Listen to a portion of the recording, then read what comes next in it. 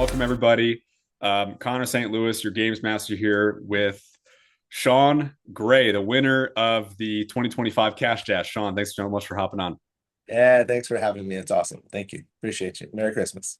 Yeah, no, Merry Christmas and great job again. This was a tough one, but you just like blew past right there at the end. I was looking at the data from like this past month, and I've got a couple questions just based on that. The first one I have for you is, well, just some notes here, but you led the whole board in like hours and dials, and so I'm just like, you're obviously like you're not in the States, so you've got like a crazy schedule. I was wondering, how do you structure your week so that you can like you hit 58.6 hours, which was nuts, um, without falling apart? And like what was like a perfect day for you? Well, it was a little bit different with the contest and with the reschedules and stuff like that. But my typical day is I wake up at 12:30 a.m. and I go downstairs, I put the water on. I do this thing called priming. It's kind of a Tony Robbins kind of gratitude practice. Then I do a little Wim Hof breathing. I do a little some downward dogs, kind of get my feet on the grass because my office is upstairs. And then I usually get started around 2 a.m. And then I have four call blocks of about an hour and a half each. And I take about 15-20 minute break in between each one.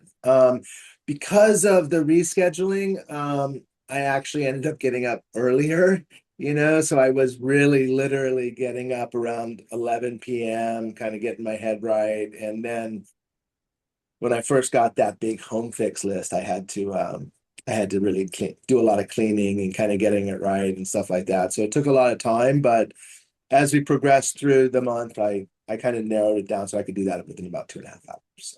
You said you were working a lot with Micah. I think I heard like either in a call blitz or something like that. What was it like working with like those that top group of dialers and being like, basically having one-on-one time with Micah? I learned more, like regardless of if I had made no money, I made more progress last month because when I first joined Glen Coco and RSN, you know what? I did probably what everyone did. I just kept pulling leads and calling, pull, call, pull, call, pull, call, right? And there's a whole nother aspect of this job that's kind of behind the scenes and managing your lists and how that works and setting, next touch times and stuff that was truly taking a back seat to just call as much as possible. And because we were managing what was essentially other people's lists to begin with, we really had a lot of coaching on how that looks and how to um, set up your list so that you can be as efficient as possible. So I learned so much from Mike and also the other people that were calling and stuff as well. So yeah, and then at the end of the day too, just the more you call, the better your numbers are going to be. And I did. I put in a lot of time, so Yeah, for sure. yeah, Yeah. yeah. A ton of time, a ton of time. I think you had the most hours this month, so kudos to you. I think another like to play on that point. So you said that Micah helped you a lot with like sort of like the back end stuff that preps the manual work of dialing, right? And if I'm a rep who's maybe a little newer, but I have been building a follow up list and a reschedule list, um, what advice would you give that person to, yeah, being resourceful with their leads? I would say one of the things that just surprised me the most is I was rescheduling meetings that were missed in 24. I was calling people and was literally like, hey, look, we had a meeting scheduled back. I know this is going to sound like August of last year. And That's crazy. I was just wondering if that work has still been done yet, and they'd be like, it hasn't. And I'd be like, really? So That's crazy.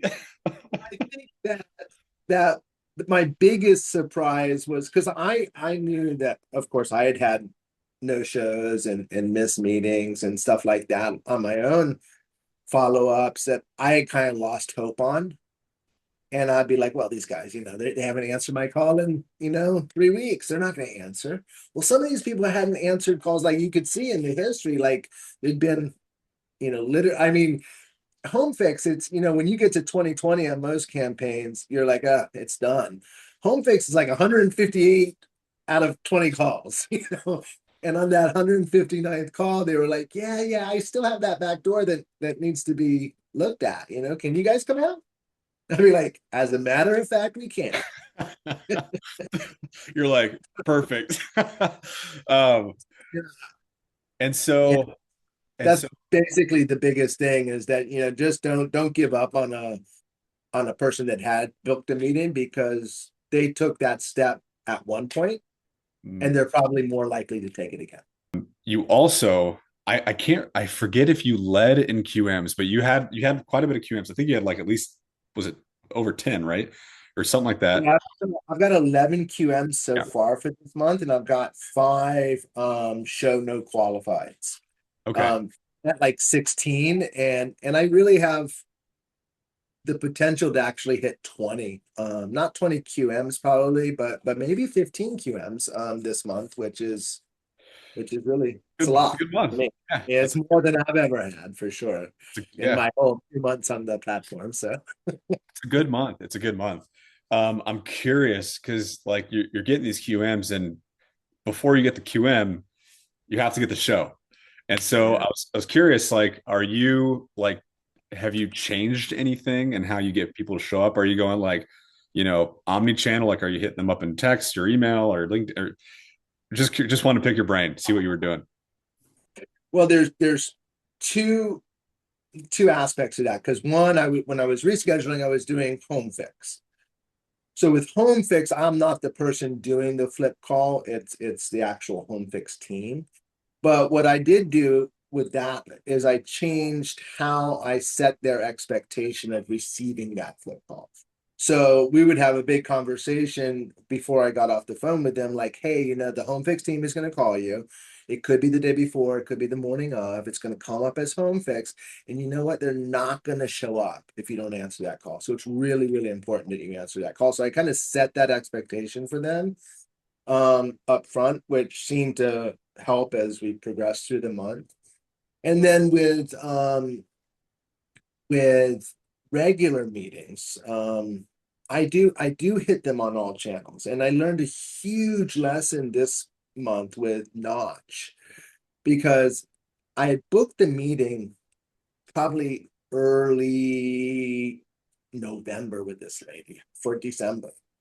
And I kind of followed up a little bit throughout the course of the month, just kind of touching base with her.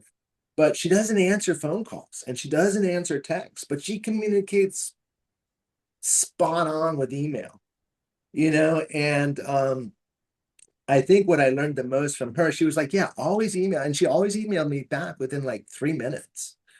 So what I really kind of took away from that is that everybody communicates differently, especially older folks like me. Like we're much more um kind of email-y type folks, we don't text a lot and stuff like that. So just realizing that everybody communicates differently. And if Mm. I had reached out via email with this lady, she may never have come to the meeting. But not only did she come to the meeting, but she was going to loop in somebody else, and then Jordan looped in Caven, and it turned out to be a great meeting, and it qualified and everything else. But without that kind of realization that email is what mattered to this woman, I probably would have lost it. So They're not on this call, but they were in second and third. Tom Hallowell and Joe Marsh. Was you being in third with the point error, was that motivating you to like really push like past those guys? Because they had like 20 something points on you basically the entire time. And then once the points were fixed, you just like shot up. So just curious to pick your brain. yeah, it's December, man. Money matters, December for sure, because it's not the easiest month in the world to book meetings, or to get people to come out from their holiday schedule to make you money. So yeah, for sure, winning the contest definitely mattered to me. And then there was all this residual along the way too, because winning the contest also meant that I was on the leaderboard. On the leaderboard meant that I was making money that way, So um And then at the end of the day, too, Tom and Joe are just great guys.